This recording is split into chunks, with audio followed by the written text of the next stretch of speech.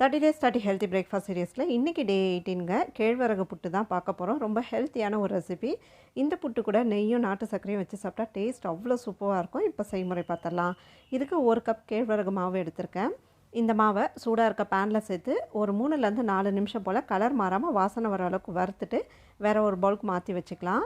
சூடு நல்லா ஆறின பிறகு இது கூட ஒரு பிஞ்ச் மட்டும் உப்பு சேர்த்துட்டு நல்லா கலந்து விட்டுட்டு 1/2 கப் அளவுக்கு தண்ணி எடுத்திருக்கேன். இந்த தண்ணி இந்த மாதிரி கொஞ்சம் கொஞ்சமாக தெளித்து விட்டுட்டு இந்த மாதிரி கையில் எடுத்து பிடிச்சா பிடிக்கிற பதத்துக்கு பிசைஞ்சிக்கோங்க.